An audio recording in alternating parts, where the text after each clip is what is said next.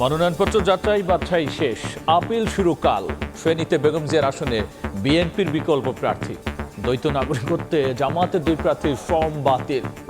বেগম খালেদা জিয়ার নিকট আপনাদের যে প্রত্যাশা ছিল, ইনশাল্লাহ আমি আগামী দিনে আপনাদের সে প্রত্যাশা আমি পূরণ করতে পারবো এবং সেটা করবো ইনশাল্লাহ। সবার সহযোগিতায়, সবার অংশগ্রহণে আমরা শান্তিপূর্ণভাবে নির্বাচনের কার্যক্রম আমরা করতে পারবো। মনোনয়ন যাত্রায় ইসির বিরুদ্ধে পক্ষপাতিত্বের অভিযোগ এনসিপির। একটি মহলের ইন্ধন দেখছে জামায়াত। তারেক রহমানের নেতৃত্বে সুষ্ঠু নির্বাচনে ভূমিকা রাখবে বিএনপি।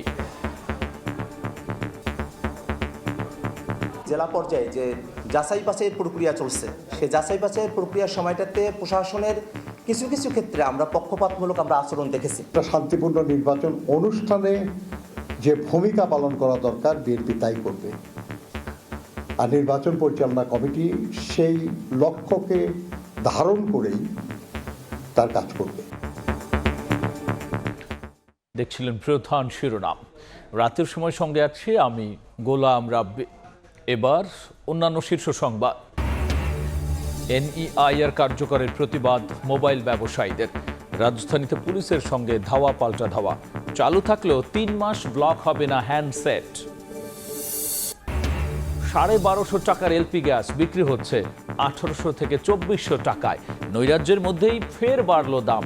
নির্ধারিত দরে পাওয়ার নিশ্চয়তা দিতে পারছে না বিআরসি। নিউ ইয়র্কের ব্রুকলিন বন্দি শিবিরে প্রেসিডেন্ট মাদুরো। নতুন সরকার গঠন পর্যন্ত ভেনেজুয়েলা চালানোর ঘোষণা ট্রাম্পের। প্রয়োজনে আবারও সামরিক অভিযানের হুঁশিয়ারি। এবং নিরাপত্তা শঙ্কায় টি-20 বিশ্বকাপ খেলতে ভারতে যাচ্ছে না বাংলাদেশ। আইসিসিকে শ্রীলঙ্কায় ম্যাচ আয়োজনের অনুরোধ বিসিবির। টাইগারদের স্কোয়াড ঘোষণা।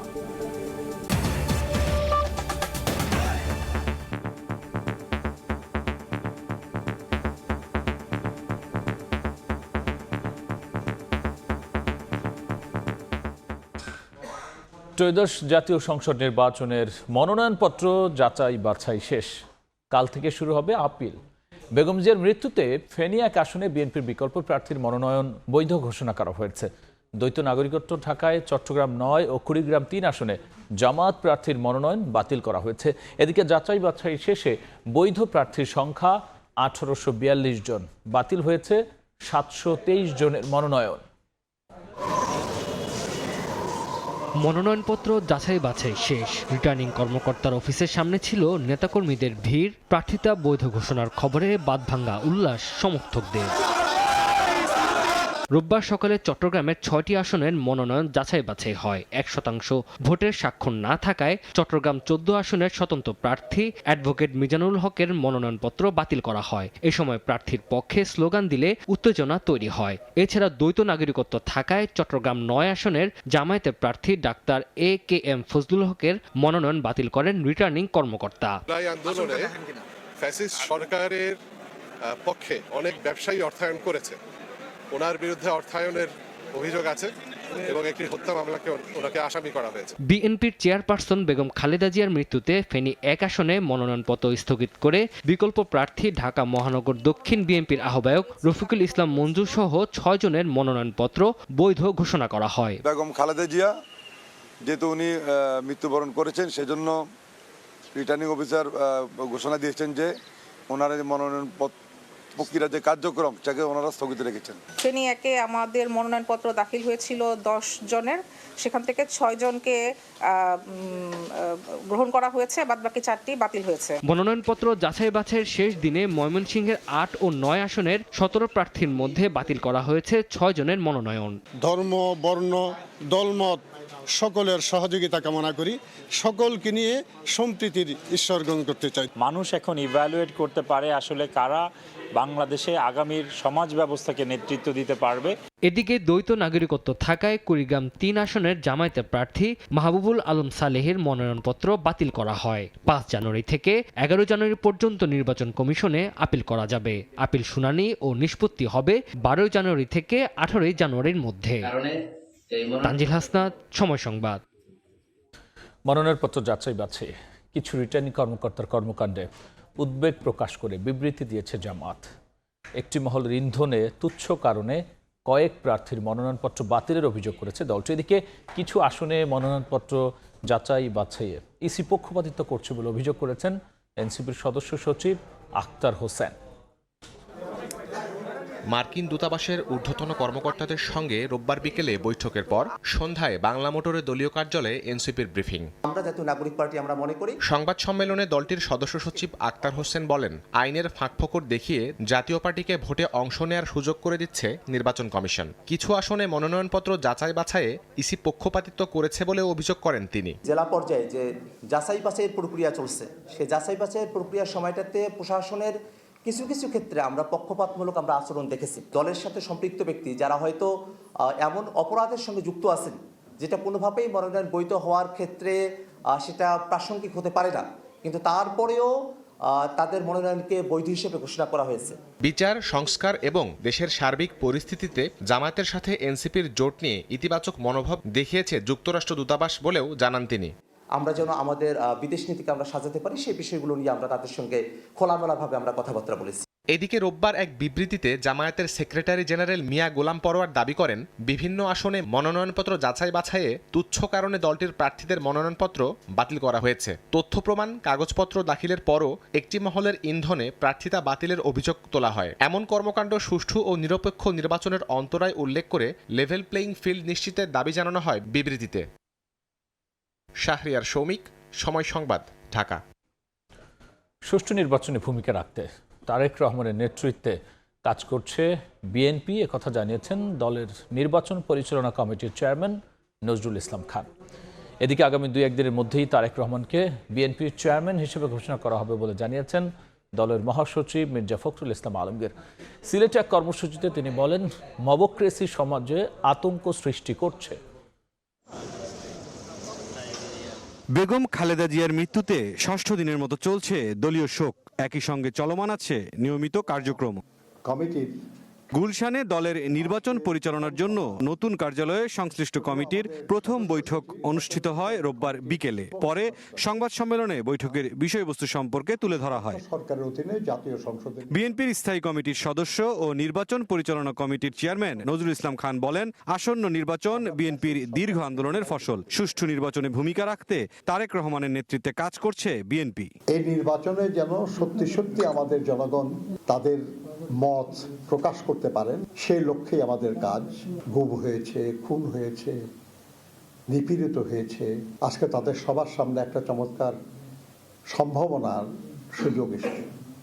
এই সম্ভাবনাকে আমরা কাজে লাগাতে চাই। প্রচলিত আইনে কিছু রাজনৈতিক দলের তৎপরতা বন্ধ আছে, নিষিদ্ধ আছে, কাজে তারা তো নির্বাচনে অংশগ্রহণ করার আইনগত সুযোগ নাই। এদিকে সিলেটে আলাদা কর্মসূচিতে দলের মহাসচিব মির্জা ফখরুল ইসলাম আলমগীর জানান, আগামী 2-1 দিনের মধ্যেই তারেক রহমানকে বিএনপির চেয়ারম্যান হিসেবে ঘোষণা করা হবে। যদি অনেক অনিশ্চয়তার কথা অনেকে বলেন, অনিশ্চয়তার কথা আপনার পত্রপত্রিকা মিডিয়াতে আসে, তারপরেও দেখা যাচ্ছে যে ধীরে ধীরে কিন্তু আমরা সেই নির্বাচনের যে পথ, সেই পথেই আমরা এগিয়ে চলেছি। চেয়ারম্যান দেশনেত্রী বেগম খালেদা জিয়া আমাদের ছেড়ে চলে গেছেন, সুতরাং সেই জায়গায় অবশ্যই আমাদেরকে পূরণ করতে হবে। আমাদের এখন ভারপ্রাপ্ত চেয়ারম্যান, কিন্তু আমার মনে হয় যে আমরা 2-1 দিনের মধ্যেই তাকে আমরা চেয়ারম্যান করতে পারবো। দেশে নির্বাচনের সুষ্ঠু পরিবেশ বিরাজ করছে বলেও মন্তব্য করেন বিএনপি মহাসচিব। মুরসালিন হক জুনায়েদ, সময় সংবাদ, ঢাকা।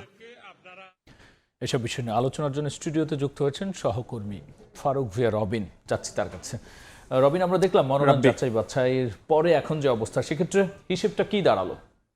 হিসেবটা যা দাঁড়ালো যে আজকে মনোনয়নপত্র যাচাই বাছাই শেষ হয়েছে এবং যে 2500-এর বেশি যে মনোনয়নপত্র অর্থাৎ দাখিল হয়েছিল, তার মধ্যে নির্বাচন কমিশন আজকে সন্ধ্যায় তার একটি হিসেব দিয়েছে যে কতজন প্রার্থীর যে মনোনয়নপত্র বৈধ বলে ঘোষণা করা হয়েছে এবং কাদেরটি বাতিল করা হয়েছে। সেই হিসেব নিকেশ অনুযায়ী যেটি দেখা যাচ্ছে যে এখন বৈধ প্রার্থীর সংখ্যা 1842 জন এবং 723 জনের প্রার্থিতা বাতিল করা হয়েছে।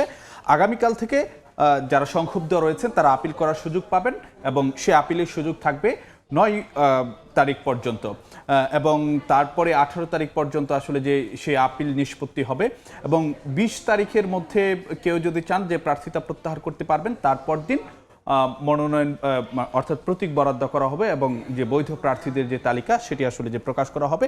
এবং একটি বিষয় যদি আপনাদেরকে জানাতে চাই যে আজকের মানে শেষ দিনের মনোনয়নপত্র যাচাই বাছাই যেটি উল্লেখযোগ্য বিষয় রয়েছে সেটি হলো ফেনীতে বেগম জিয়ার আসনে বিএনপির বিকল্প প্রার্থী তার মনোনয়ন বৈধ ঘোষণা করা হয়েছে এবং অন্যদিকে দ্বৈত নাগরিকত্ব থাকার কারণে জামায়াতের দুজন প্রার্থীর মনোনয়ন বাতিল করা হয়েছে। এর মধ্যে একজন হলেন চট্টগ্রাম ৯ আসনে জামায়াতের প্রার্থী এবং আরেকজন কুড়িগ্রাম ৩ আসনে জামায়াতের প্রার্থী।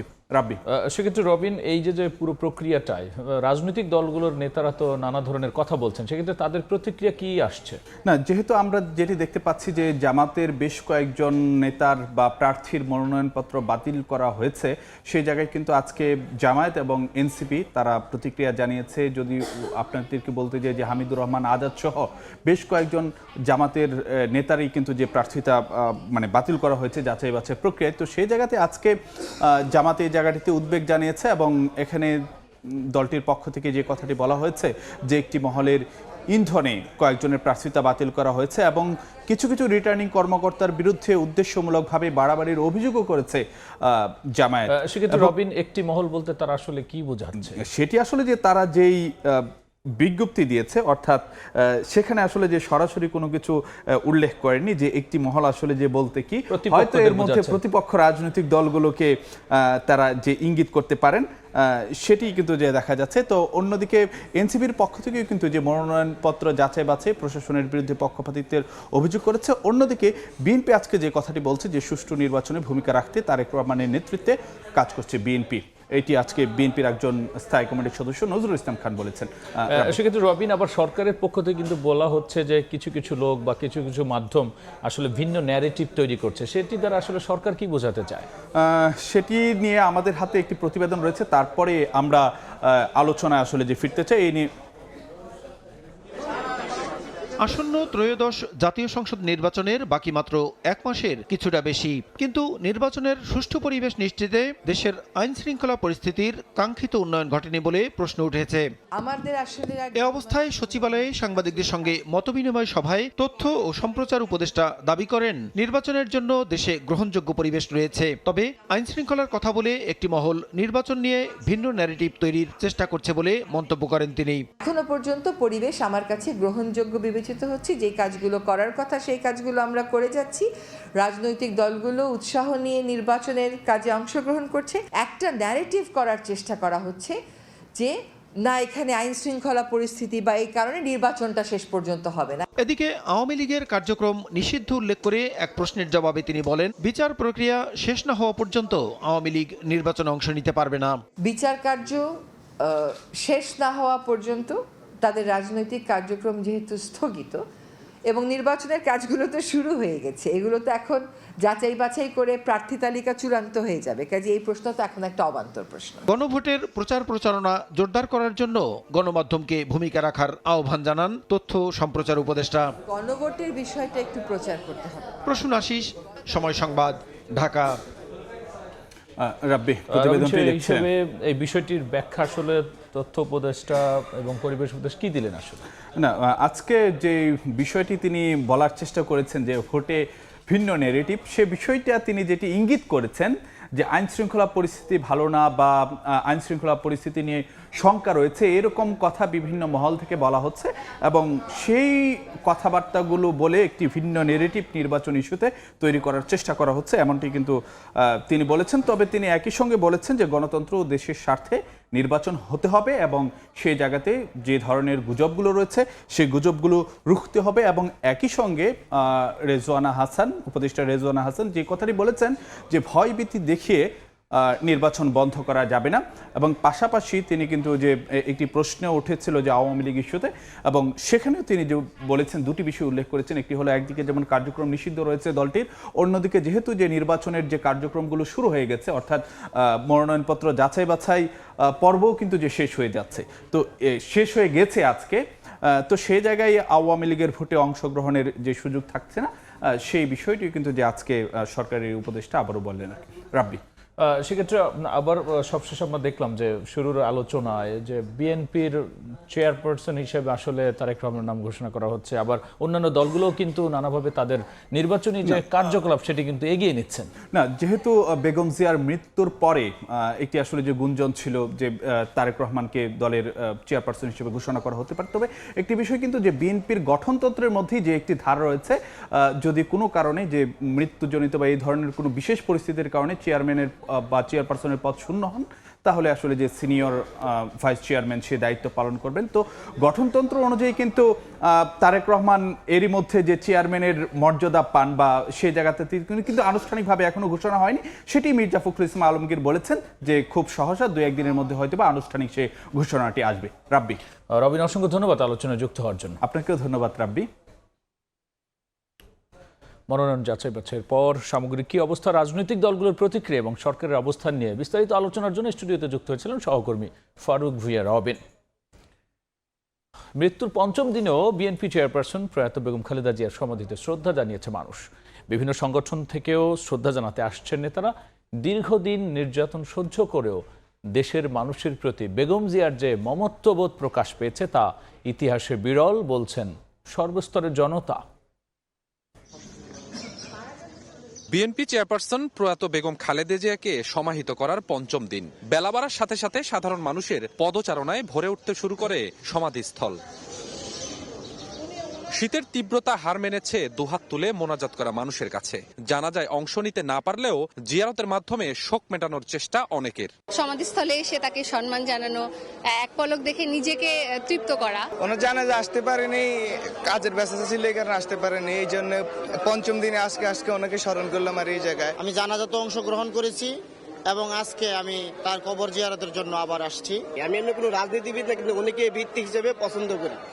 উনি আমাদের দেশকে যেভাবে আপনি পরিচালনা করেছেন, এরকম ভাবে আমার মনে হয় গত 100 বছর আর কেউ পারবে না। ওই দিনে জানাজায় থাকতে পারে নাই, আমার ভিতরে আমার মনে একটা আবেগ কাজ করেছে। সেই আবেগের তাড়নায় আমি আমার ময়মনসিংহের বৃহত্তর ময়মনসিংহ সমিতির লোকজনকে নিয়ে আজকে আমি জানাজায় এসেছি। এই দিন বেগম জিয়ার কবরে শ্রদ্ধা জানান জাতীয় নির্বাচনে বিএনপি মনোনীত বিভিন্ন আসনের এমপি প্রার্থীরা। সকালে শ্রদ্ধা জানায় ইসলামী আরবি বিশ্ববিদ্যালয়। বেগম খালেদা জিয়ার মৃত্যুতে কেবল দেশ নয়, পুরো এশিয়া হারিয়েছে একজন নারী নেতৃত্ব। দেশের মানুষের প্রতি তার মমত্ববোধ থেকে তরুণ প্রজন্মের শেখা উচিত বলে জানায় ঢাকা বিশ্ববিদ্যালয়ের সাদা দলের আহ্বায়ক ডক্টর মোর্শেদ। আমাদের দেশনেত্রী, আমাদের গণতন্ত্রের মা, ওনাকে ফলো করলেই হবে। উনি কোনোদিন কোনো কটূক্তি করে নাই, উনি কোনোদিন কারো প্রতি বিদ্বেষ করে নাই, উনি কাউকে জেলে ভরবে, উনি কাউকে এই ভরবে, এটা আমরা কোনোদিন ওনার মধ্যে দেখি নাই। এছাড়াও বিএনপির পক্ষ থেকে দেয়া 7 দিনের শোকের অংশ হিসেবে গুলশানে বিএনপি চেয়ারপারসনের রাজনৈতিক কার্যালয়ে দলের ভারপ্রাপ্ত চেয়ারম্যান তারেক রহমানের উপস্থিতিতে চলে দোয়া অনুষ্ঠান। স্বপন আহমেদ, সময় সংবাদ, ঢাকা।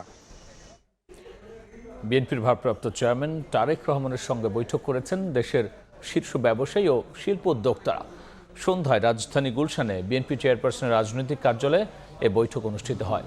বৈঠকে অংশ নেন international chamber of commerce, ICC, FBCCI, BTMA, BCI, MCCI নেতারা।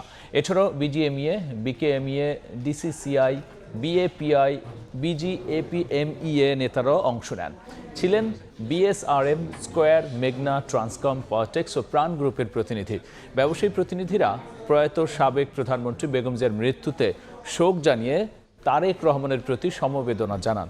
মায়ের মৃত্যুতে পাশে থাকায় ব্যবসায়ীদের প্রতি কৃতজ্ঞতা জানান তারেক রহমান। দেশের অর্থনীতির সমৃদ্ধির জন্য ব্যবসায়ীদের সহযোগিতা চান বিএনপির ভারপ্রাপ্ত চেয়ারম্যান।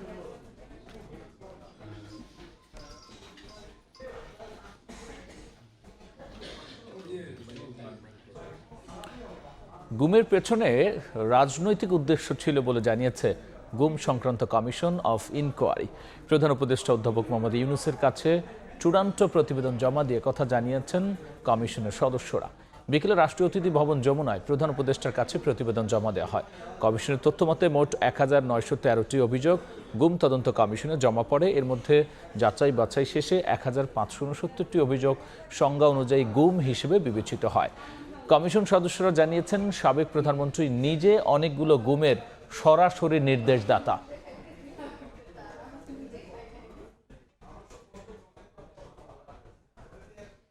রাতের সময়ে আরও থাকছে। পৌষের শীতে কাঁপছে দেশ, হিমেল হাওয়ায় বিপর্যস্ত জনজীবন, বিপাকে নিম্ন আয়ের মানুষ, হাসপাতালে ঠান্ডাজনিত রোগের চাপ। এনইআইআর কার্যকরী প্রতিবাদ, মোবাইল ব্যবসায়ীদের আন্দোলন ঘিরে রণক্ষেত্রে পরিণত হয় কারওয়ান বাজার। দফায় দফায় সংঘর্ষ হয় পুলিশের সঙ্গে, দাবি না মানলে আন্দোলন চালিয়ে যাওয়ার ঘোষণা ব্যবসায়ীদের। এদিকে এনইআইআর বাস্তবায়নের সবাইকে শরিক করার আহ্বান জানিয়েছে বিটিআরসি। এনইআইআর চালুর প্রতিবাদ ও গ্রেফতারকৃতদের মুক্তির দাবিতে রোববার সকাল 10:30টার দিকে কারওয়ান বাজারে সড়ক অবরোধ করেন মোবাইল ফোন ব্যবসায়ীরা। যান চলাচল ব্যাহত হওয়ায় লাঠিচার্জ করে পুলিশ।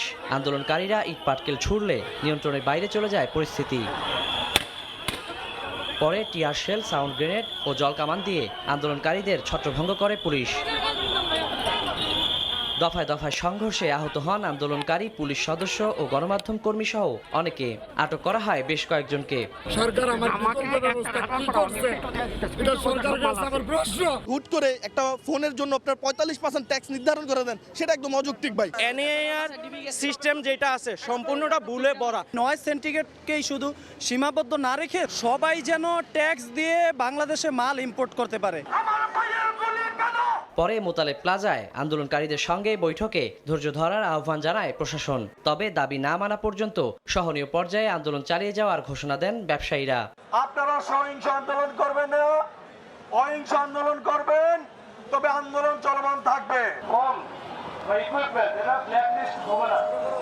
আর স্টকলট বৈধ হবে, যদি স্টকলট থাকে সেগুলো কি হবে? বৈধ হবে। এদিকে সকালে আগারগাঁওয়ে বিটিআরসি ভবন পরিদর্শনে গিয়ে ভাঙচুরে জড়িতদের বিরুদ্ধে আইনি ব্যবস্থার হুঁশিয়ারি দেন প্রধান উপদেষ্টার বিশেষ সহকারী ফয়েজ আহমদ তৈয়ব। জানান এনইআইআর সিস্টেম চালু থাকলেও আগামী 3 মাস কোনো হ্যান্ডসেট ব্লক হবে না। রাষ্ট্রীয় প্রতিষ্ঠানে এই ধরনের হামলার ঘটনা একেবারেই নজিরবিহীন। যারা এর সাথে জড়িত তাদেরকে আইনের আওতায় আনার জন্য আমরা স্বরাষ্ট্র মন্ত্রণালয়কে অনুরোধ করেছি। এটা নিয়ে মামলা হয়েছে।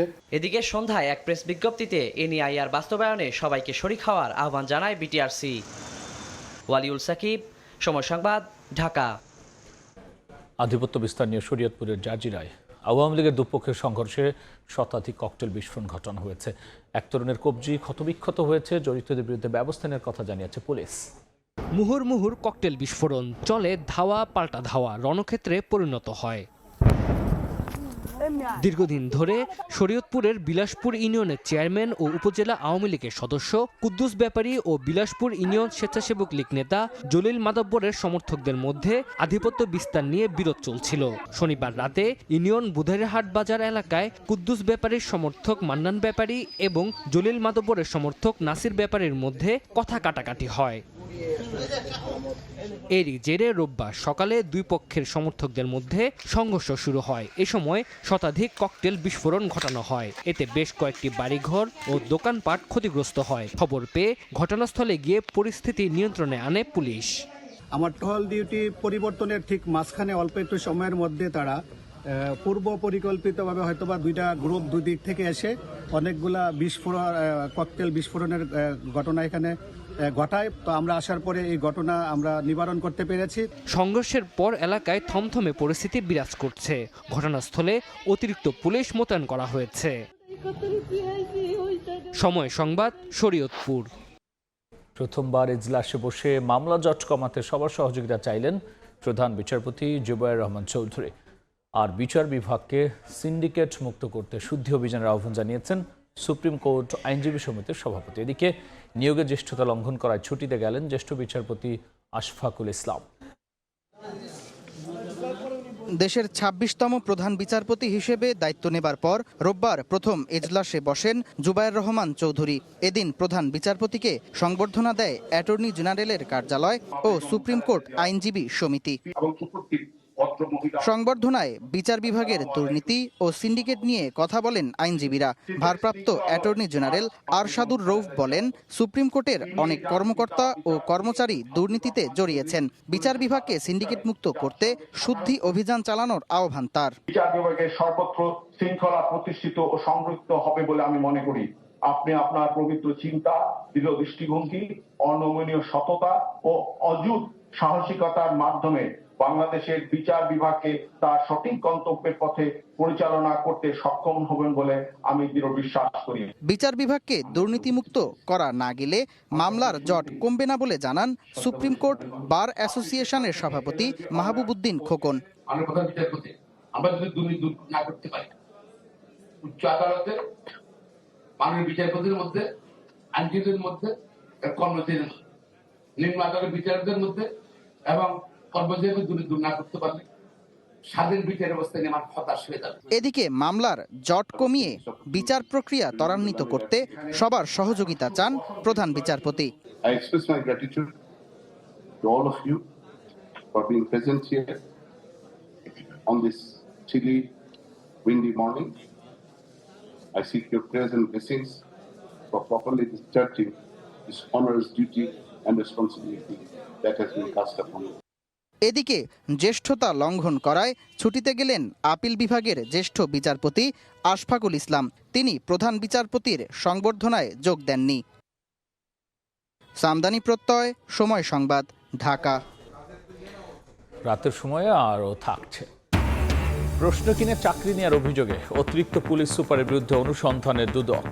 দেশ ত্যাগে নিষেধাজ্ঞা, ডেপুটি গভর্নরের বিরুদ্ধে অর্থ আত্মসাৎ মামলা। রাজনৈতিক অনেককে দেশের নিরাপত্তা ঝুঁকি বেড়েছে। একটি অংশগ্রহণমূলক সুন্দর নির্বাচন এই ঝুঁকি কমাতে পারে বলে মনে করেন নিরাপত্তা ও রাজনৈতিক বিশ্লেষকরা। জাতীয় নিরাপত্তা ঝুঁকি শীর্ষক আলোচনা সভায় তারা বলেছেন, জাতীয় নিরাপত্তা নিশ্চিতে বাড়াতে হবে মিলিটারি সিভিল কোঅপারেশন। ভারতের সঙ্গে সম্পর্কে টানাপোড়েন, ওসমান হাদি হত্যা সহ বিভিন্ন ঘটনার মধ্যেই জাতীয় নির্বাচনের পথে বাংলাদেশ। আঞ্চলিক সম্পর্কের নতুন সমীকরণের প্রেক্ষিতে জাতীয় নিরাপত্তা ঝুঁকি নিয়ে আলোচনা সভা ভয়েস ফর রিফর্ম ও গবেষণা প্রতিষ্ঠান ব্রেইনের। তার ইম্প্যাক্টগুলো কি এগুলো আমাদের কনসিডার করতে হবে। রাজনৈতিক বিশ্লেষকরা মনে করেন, গণতন্ত্রের অনুপস্থিতি জাতীয় নিরাপত্তা ঝুঁকি আরও বাড়াতে পারে। গণতান্ত্রিক সমাজের মূল ভিত্তিটা হচ্ছে সামাজিক সংহতি। ওই জায়গাটা যদি আমরা একমত না হতে পারি, সারাক্ষণ যদি আমরা এক ধরনের কনফ্লিক্টের মধ্যে থাকি, ছোট, it will eventually lead us to A bigger crisis of security. Politics যদি আপনি ঠিক করেন, তাহলে আপনার এই যে আমাদের ইন্টারনাল এবং এক্সটার্নাল যে সমস্ত থ্রেট, সেগুলি আপনার অনেকটা দূরীভূত হবে। সেই জন্য আমাদের একটা সুষ্ঠু সুন্দর নির্বাচনের দরকার। আনফর্চুনেটলি আমরা যেটা দেখছি যে এই নির্বাচনটা হয়তো যে জাতীয় নির্বাচন আমরা আশা করছি সেই জাতীয় নির্বাচন হয়তো নাও হতে পারে। And I hope I am wrong. আমার মনে হয় বাংলাদেশ একটা ম্যানেজড নির্বাচনের দিকে যাচ্ছে। নিরাপত্তা বিশ্লেষকরা বলছেন, জাতীয় নিরাপত্তা মানেই সেনাবাহিনী এমন সেকেলের ধারণা থেকে বেরোতে হবে, বাড়াতে হবে মিলিটারি সিভিল কোঅপারেশন। আপনি এখানে পলিটিক্যাল ডিস্টারবেন্স দেখেন, ইন্ডিয়া কিভাবে মিস ইনফরমেশন ডিসইনফরমেশন করে যাচ্ছে। আমাদের 12টা বাজে দিচ্ছে ইন্ডিয়ান মিডিয়া, উল্টা পাল্টা বলে যাচ্ছে। এটাও কিন্তু আমাদের সিকিউরিটি থ্রেট। ক্রেডিবল ডিটেনস হলো প্রথমে আপনার পলিটিক্স, কোর ভ্যালুগুলো ঠিক করতে হবে, ইকোনমি ঠিক করতে হবে, ইনস্টিটিউশন ঠিক করতে হবে, মিলিটারিকে ঠিক করতে হবে, ইন্টেলিজেন্সকে ঠিক করতে হবে, মিডিয়াকে ঠিক করতে হবে। আমরা আসলে ঠিক পথেই যাচ্ছি এবং গণতন্ত্রই সবচেয়ে বড় নিরাপত্তা রক্ষা কবচ।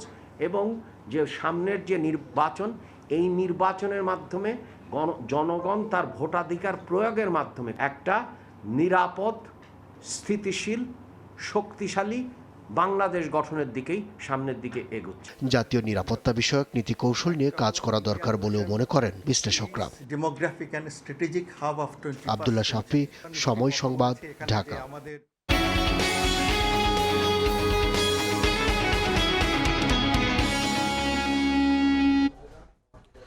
এলপি গ্যাসের জন্য গুনতে হচ্ছে দ্বিগুণ দাম। এমন নৈরাজ্যের মধ্যেই দাম বাড়লো আরেক দফা। 53 টাকা বাড়িয়ে 12 কেজি সিলিন্ডার 1306 টাকা নির্ধারণ করেছে বিইআরসি। তবে বেঁধে দেওয়া দামেও গ্রাহক গ্যাস পাবেন কিনা তার নিশ্চয়তা দিতে পারছেন না সংস্থাটির চেয়ারম্যান। গত কয়েকদিন ধরে এলপি গ্যাস নিয়ে দেশ জুড়ে চলছে নজিরবিহীন নৈরাজ্য। অনেক জায়গায় বেঁধে দেয়া দামের প্রায় দ্বিগুণ টাকায়ও মিলছে না এলপি গ্যাস। সংকটের অজুহাতে 12 কেজি সিলিন্ডারের জন্য গ্রাহকের কাছে হাঁকা হচ্ছে 1800 থেকে 2400 টাকা পর্যন্ত। কোথাও 1900 চাচ্ছে, কোথাও 2100-2200 এরকম টাকা দাম চাচ্ছে। আমরা লাইনের বিলে দিয়ে হচ্ছে 1080 টাকা, সে জায়গায় এটা তো যদি 2000 হয় তখন তো অবশ্যই এটা টু মাচ এক্সপেন্সিভ। একটা গ্যাসে কিভাবে 700-800 টাকা করে বেড়ে যায়, রাতারাতি। 2200 টাকা বোতল কিনো ঘর ভাড়া যখন খাওয়ান, এটা অনেক সমস্যা না, অনেক কষ্ট হয়ে যায়। কালো তো পাগুই করিনি। কেউ যে এটা দেখবো বা তদারকি করবো এরকম কেউ নাই। 10 থেকে 15 দিন আগে 1250 টাকা ছিল, হঠাৎ করে কি এমন ঢুকে গেল গ্যাসের মধ্যে 1950 টাকা হয়ে গেল। গতকাল রাতে আমি গ্যাস কিনতে আসছি, তারা চাচ্ছে 2000 টাকা। আজকে আমি জিজ্ঞাসা করে এলাম, বলছে 2100 টাকা নিচে দেওয়া যাবে না। বাজারে এমন অস্থিরতার মধ্যে রোববার এলপিজির আনুষ্ঠানিক দাম আরেক দফা বাড়ালো নিয়ন্ত্রক সংস্থা বিএআরসি। 53 টাকা বাড়িয়ে গ্রাহক পর্যায়ে 12 কেজি সিলিন্ডারের দাম নির্ধারণ করা হয়েছে 1306 টাকা। তবে বেঁধে দেয়া এই দামে বাজারে এলপি গ্যাস পাওয়ার নিশ্চয়তা দিতে পারলেন না খোদ বিএআরসি চেয়ারম্যান। গ্রাহক পর্যায়ে এই দামে পাবে এটা নিশ্চয়তা আমরা দিতে পারবো না, কিন্তু আমরা যে দামটা নির্ধারণ করি এটা হলো যেটা যারা উৎপাদনকারী বটলার্স তারা যে দামে আমদানি করেন, তাদের যে পরিবহন মূল্য, তাদের যে এক্সচেঞ্জ রেট, এ সকল হিসাব করে আমরা দামটা নির্ধারণ করি। আমরা নিঃসন্দেহে তাদের খরচের চেয়ে কম নির্ধারণ করি না। বিআরসি চেয়ারম্যান জানালেন, উৎপাদক পর্যায়ে দাম বেশি রাখার অভিযোগ পেলে ব্যবস্থা নেওয়া হবে। আর ভোক্তা অধিকার সংরক্ষণ অধিদপ্তরকে বলা হয়েছে বাজারে নজরদারি বাড়াতে। এলপি গ্যাসের ঘোষিত দামের সঙ্গে বাজারের বাস্তব চিত্রের তফাৎ দেখা যায় প্রায় সব সময়ই। তবে গত কয়েকদিন ধরে যা হচ্ছে তা অনেকটাই নজিরবিহীন। আর এসব নিয়ন্ত্রণে দায়িত্বে আছে অনেক সংস্থা, তবু যেন দেখার নেই কেউই। ফারুক ভিয়া, রবিন, সময় সংবাদ, ঢাকা। পৌষে শীতে কাঁপছে দেশ। ঘন কুয়াশা আর হিমেল হাওয়ায় স্থবির জনজীবন। বেশি বিপাকের ছিন্নগুলো নিম্ন আয়ের মানুষ। দেশের 7 জেলার উপর দিয়ে বইছে মৃদু শৈত্যপ্রবাহ। চলতি মাসে আরও একাধিক শৈত্যপ্রবাহের পূর্বাভাস দিয়েছে আবহাওয়া অফিস। কুয়াশায় ঢাকা চারপাশ। রোববার ভোরে রাজধানী ছিল ঘন কুয়াশায় মোড়ানো। সকাল 10টার দিকে সূর্যের দেখা মিললেও কনকনে ঠান্ডায় স্থবির হয়ে পড়ে জনজীবন। রাজধানীর তাপমাত্রা নামে 12 ডিগ্রি সেলসিয়াসের ঘরে। তীব্র শীতে ঘর থেকে বের হতে না চাইলেও জীবন জীবিকার তাগিদে রাস্তায় বের হতে হয় কর্মজীবীদের। কাস্টমার আসছে না, বেচে কিনে দিয়া হইতাছে, শীতে কাঁপায় আনতেছে, ঠান্ডা এমনি আমার শ্বাসকষ্ট, কি করবো, পেটেরও অভাবে করতে হইতাছে। এখন পেট আছে না, খাইতে হইব না, চলাফেরার সমস্যা না। বর্তমানে তো শীতের আবহাওয়াটা খুব তীব্র মানের, বৃদ্ধ মানুষদের জন্য খুব কষ্টকর হয়ে গেছে।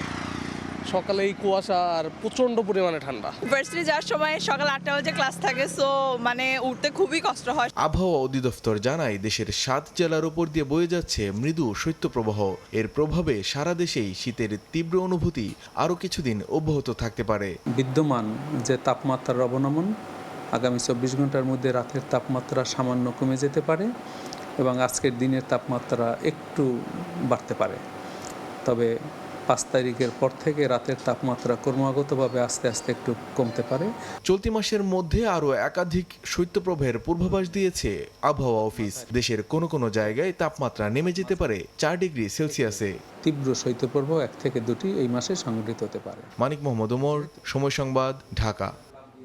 পিএসসির সাবেক গাড়ি চালক আবেদ আলীর সিন্ডিকেটের কাছে প্রশ্নপত্র কিনে চাকরি নেওয়ার অভিযোগে অতিরিক্ত পুলিশ সুপার জাকারিয়া রহমান জিকুর বিরুদ্ধে অনুসন্ধান শুরু করেছে দুদক। তার দেশ ত্যাগেও দেওয়া হয়েছে নিষেধাজ্ঞা। এদিকে 903 কোটি টাকা আত্মসাতের অভিযোগে বাংলাদেশ ব্যাংকের ডেপুটি গভর্নর কবির আহমেদ সহ 26 জনের বিরুদ্ধে মামলা করেছে দুদক।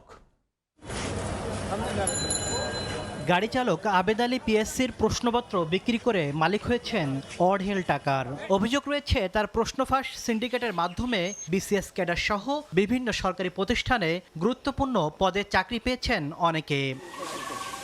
এসব অভিযোগের অনুসন্ধান করে আসছে দুদক। এবার সংস্থাটির জালে ফাঁসছেন অতিরিক্ত পুলিশ সুপার জাকারিয়া রহমান জিকু। তার বিরুদ্ধে অভিযোগ, আবেদ আলী সিন্ডিকেটের কাছে প্রশ্ন কিনে ক্যাডার হওয়ার। অনুসন্ধানে নেমে আদালতের মাধ্যমে তার দেশত্যাগে নিষেধাজ্ঞা দিয়েছে দুদক। জাকারিয়া রহমান জিকু অতিরিক্ত পুলিশ সুপার, আসামি সৈয়দ আবেদ আলী জীবন পিএসসি প্রশ্ন ফাঁস চক্রের সাথে জড়িত হয়ে জ্ঞাত আয় বহির্ভূত সম্পদ এবং মানি লন্ডারিং এর অভিযোগ আমাদের এখানে অনুসন্ধানাধীন রয়েছে। এদিকে ন্যাশনাল ব্যাংকের আর্থিক কেলেঙ্কারি নিয়ে একের পর এক মামলা করছে দুদক। এবার ভুয়া কাগজপত্রে 903 কোটি টাকা আত্মসাতের অভিযোগে শিকদার গ্রুপের রণহক শিকদার ও পারভিন হক শিকদার সহ 26 জনের বিরুদ্ধে মামলা করেছে সংস্থাটি। আসামিদের মধ্যে বাংলাদেশ ব্যাংকের ডেপুটি গভর্নর কবির আহমেদও রয়েছেন। ঋণ অনুমোদন, উত্তোলন এবং নগদে পে অর্ডার এবং ক্লিয়ারিংয়ের মাধ্যমে স্থানান্তর, রূপান্তর এবং হস্তান্তর করার অপরাধ অনুসন্ধানকালে অভিযোগ প্রমাণিত হয়, মামলা রুজুর সিদ্ধান্ত গৃহীত হয়েছে। এছাড়া 30 কোটি টাকা আত্মসাতের মামলায় পিকে হালদার সহ 18 জনের বিরুদ্ধে চার্জশিট অনুমোদন দেয় দুদক। পাশাপাশি সাবেক ভূমিমন্ত্রী সাইফুজ্জামান চৌধুরী জাবেদ সহ 36 জনের বিরুদ্ধে 25 কোটি টাকা আত্মসাতের মামলায় চার্জশিট দাখিলের সিদ্ধান্ত নিয়েছে কমিশন। তাসনিম তৌহিদ, সময় সংবাদ, ঢাকা। নৌবাহিনীর উদ্যোগে বিশেষ চাহিদা সম্পন্ন শিশুদের জন্য ঢাকায় চালু হচ্ছে আশার আলো স্কুল ঢাকা। নৌবাহিনী পরিবার কল্যাণ সংঘের উদ্যোগে সকালে রাজধানীর খিলক্ষেতে নির্মাণ কাজের উদ্বোধন করা হয়। উদ্বোধনী অনুষ্ঠানে বক্তব্য রাখেন সমাজ কল্যাণ মন্ত্রণালয়ের উপদেষ্টা শারমিন এস মুর্শিদ, নৌবাহিনী প্রধান অ্যাডমিরাল এম নাজমুল হাসান এবং নৌবাহিনী পরিবার কল্যাণ সংঘের সভানেত্রী নাদিয়া সুলতানা। ঢাকা নৌ অঞ্চলের সামরিক বেসামরিক ব্যক্তি, বিভিন্ন মন্ত্রণালয় ও দাতা প্রতিষ্ঠানের ঊর্ধ্বতন কর্মকর্তারা অনুষ্ঠানে অংশ নেন। সমাজ কল্যাণ উপদেষ্টা বলেন, সহানুভূতি পেলে এই শিশুদের ভিন্নতা রূপ নিতে পারে শক্তিতে। আর বিশেষ শিশুদের প্রতি বিনিয়োগ দেশের অগ্রযাত্রায় গুরুত্বপূর্ণ ভূমিকা রাখবে বলে আশা প্রকাশ করেছেন নৌবাহিনী প্রধান।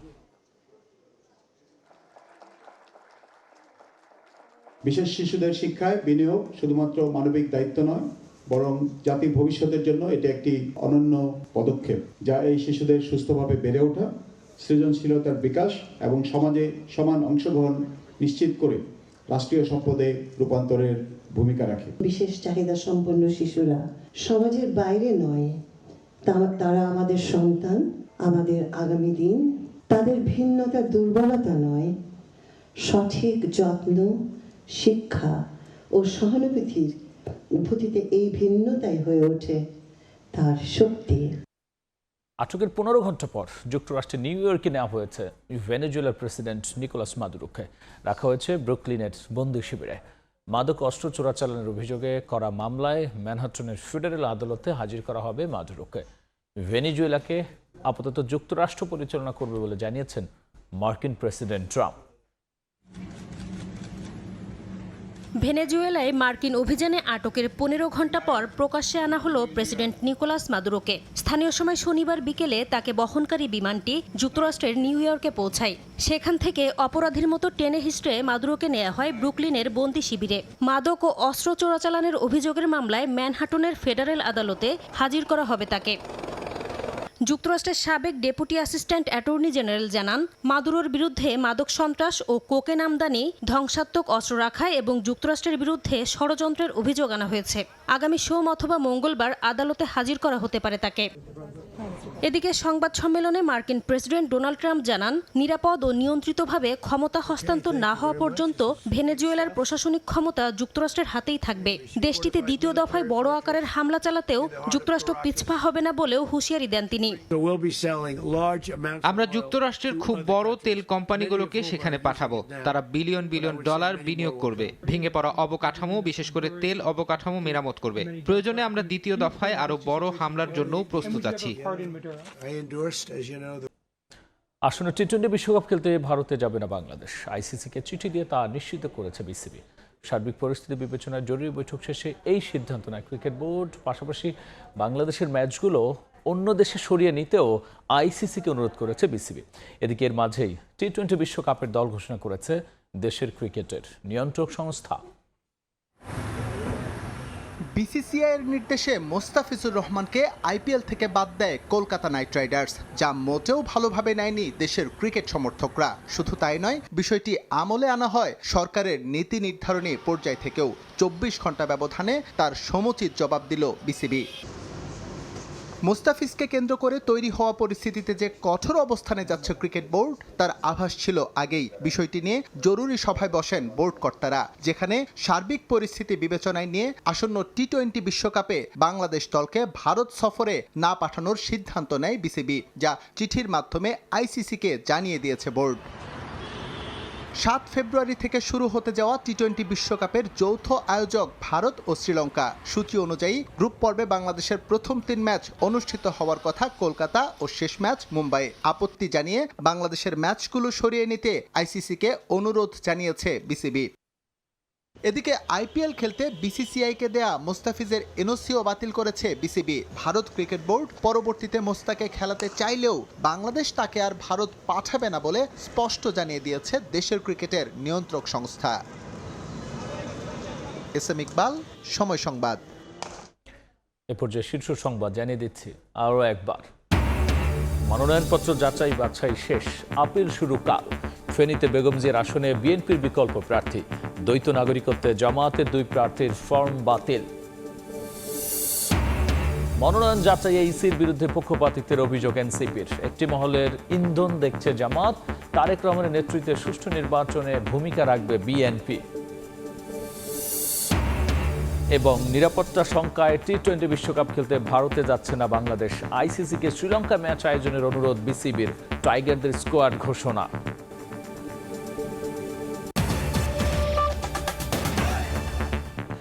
এই ছিল রাতের সময়, এরপর দেখবেন সম্পাদকীয়। সঙ্গেই থাকুন সময়।